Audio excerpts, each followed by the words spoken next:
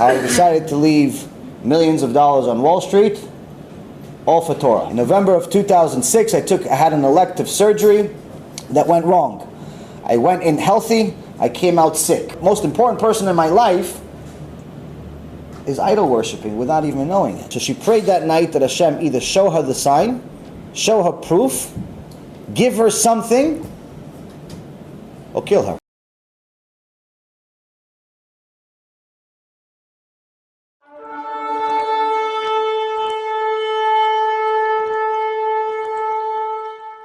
I decided to leave millions of dollars on Wall Street, all for Torah. I was on Wall Street, I had a lot of money, I was on CNBC, CNN, Bloomberg, one of those types of people. My business card was gold, which is kind of interesting. And I left all of it for Torah and to do exactly what Kvod Harav has been doing for 22 years. I joined the army. I want to tell you why. But the why that I've told already many times is not the why I'm going to tell you today. The why I'm going to tell you today is the story no one knows about Rabbi Mizrahi. It's my personal story, Rabbi Mizrahi. Came to the United States when I was 10 years old with my parents. I know 3 letters out of the alphabet, A, B, C, because that was in a cereal.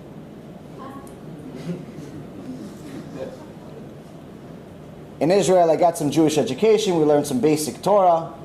But my development in the Hebrew language, Torah, or anything related to Judaism ended at the age of 10. As soon as we landed in America, we officially became Goyim.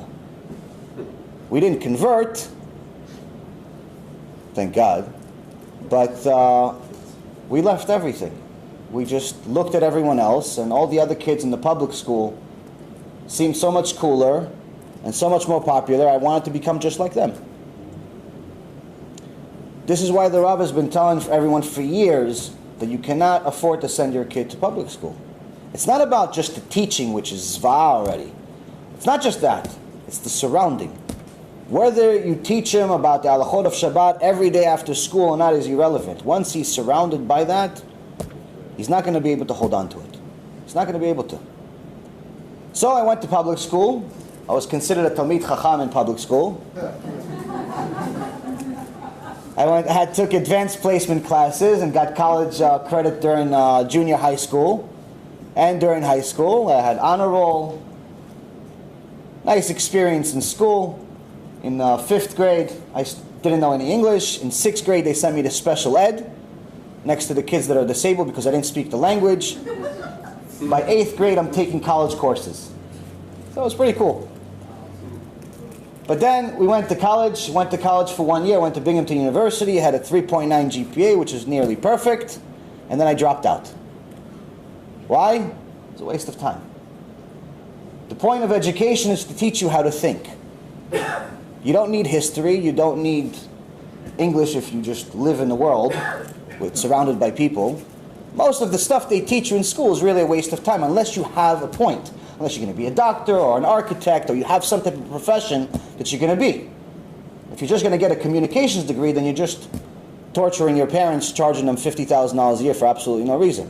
And this is what's happening generation after generation now, but just the bill keeps getting higher. I knew how to think. I already started working when I was a young kid. I had 3 jobs in high school, and I knew how to sell. I knew how to speak.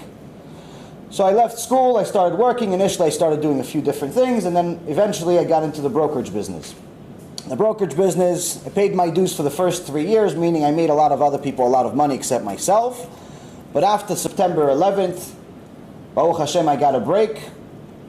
My boss screwed me, so I was able to finally be my own boss in a big company.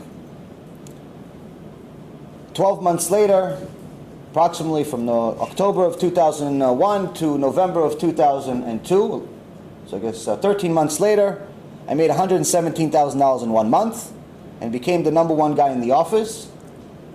Another 9 months later, I became the #3 producing broker in the country for a company with 5,000 brokers.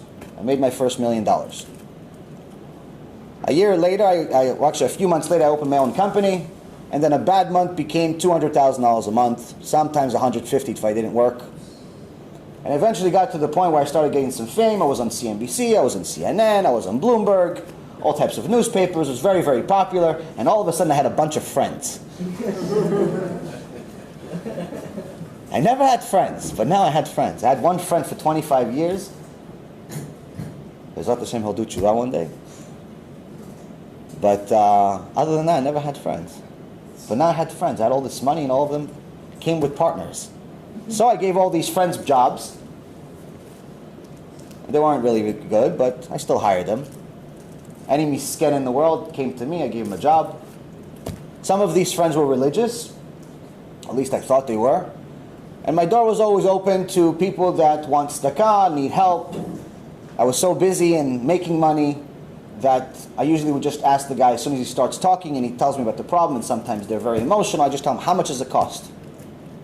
And they tell me how much it costs, and I just give them the check and they go away, and I go back to making money. And that was my world. I wasn't a bad guy, just I was busy. Donated a lot of money. And I was told by some rabbi that as long as I give tzedakah, everything is fine. Now, I'm not going to name any names, chas v'shalom, but I want to explain to everyone why the truth, the hard truth, is the only way. It's not some people yes, some people no, it's the only way. As the Rav says many, many times, if Hashem didn't want us to know it, He wouldn't write it in the Torah.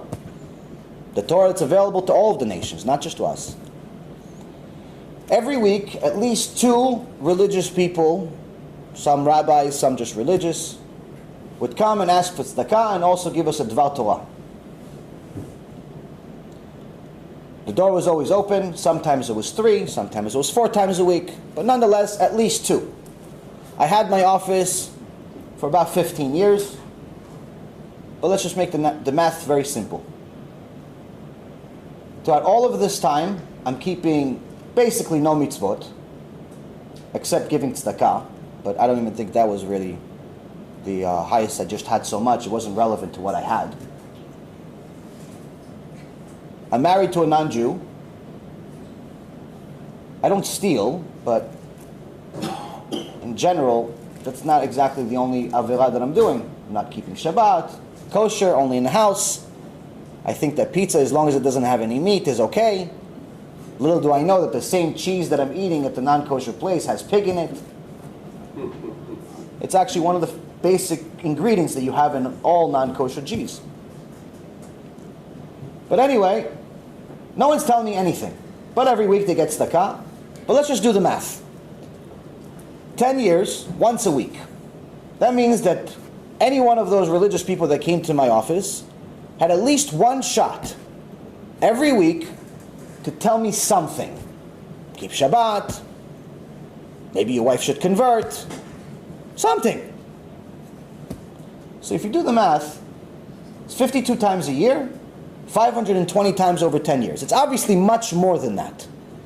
But if this politically correct strategy that people use was ever going to work, if it didn't work after 520 times, when is it supposed to work? When? I'm the failed experiment. I'm the one that showed that it doesn't work. You have to tell people the truth. So Hashem showed me the truth. When rabbis lied to me, Hashem showed me the truth. Only difference is it's a little more difficult. I'm not Moses, so he didn't speak to me through a burning bush. He spoke to me through hardship. In November of 2006, I had an elective surgery that went wrong. I went in healthy, I came out sick. But not sick like, I have a headache. Sick like, I'm dying. Screaming in pain, non-stop pain. The doctors didn't know what went wrong. My entire nervous system was shocked. No one knew what was happening. For the next 62 days, the most amount of consecutive sleep that I was able to have was 15 minutes, and I started bleeding from my eyes and every other place that has a hole. So I was dying. But then I guess Hashem had some mercy on me, Baruch Hashem. He said, all right, let's give him a shot. So I started coming back to life. stopped screaming 24 hours a day. It was only 12. Took at least 20 painkillers a day, so it's less than the 50 that I just had a week before. It's Gan Eden. Went back to work. Went back to making $3,000 an hour. Didn't do tshuva. 9 months later, there's a complication. I feel a pain in my leg, and I have to go to the emergency room, and I have my first of many, many surgeries. I have an internal infection that if I would have waited another hour, it would have exploded, gone into my blood system, and I would have died. I'm in an intensive care unit next to the dying people for the next 2 weeks. Morphine in my blood system at all times just to survive. Not fun. Okay, Hashem had more mercy on me, and I did leave the hospital, but 3 months later I have another surgery. Another intensive care unit, more fun. Living in pain 24 hours a day. But now it's not pain just in the area I had the surgery, which is irrelevant. It's pain everywhere. From my neck all the way to the bottom of my feet, to the point where I wasn't able to walk anymore. I had to use a cane. So imagine this multi-millionaire guy, 27-year-old, has about $20 million in the bank, but he's with a cane, and it takes him about 40 minutes to go from here to the door. How much is the money worth? 0. So now I start losing money. I still didn't do tshuva. All the friends that I had all of a sudden became enemies, so they start stealing. I didn't really like them anymore. So they started stealing, they started cheating, started going to my competition with my clients. I'm a wounded animal, I can't defend myself. Little by little, things get worse and worse. I still don't get it. I went to over 50 different doctors, spent hundreds and hundreds of thousands of dollars trying everything and anything you can possibly try. When you have money, you can do anything you want. Or at least you think you can. It's worthless. It gets to the point where I actually become, oh, the fly from your shiur came. Yeah. He came. I wanted to say, Baruch Hashem. Baruch but I didn't think they'll believe because last Wednesday they didn't show up in Queens. Ah, so he came here. Maybe he saw the flyer. He sent me an email, what happened to the fly? I said, maybe he finished his tikkun. I guess he liked the lecture. He liked the Baruch Hashem. Baruch Hashem. Baruch Hashem. I said to myself, wow, he moved to here to Baruch move. Hashem. He saw the flyer. The flyer was nice. My wife made us a nice flyer. So now I get to a point where I go to over 50 doctors and eventually get to a point where I become a science experiment.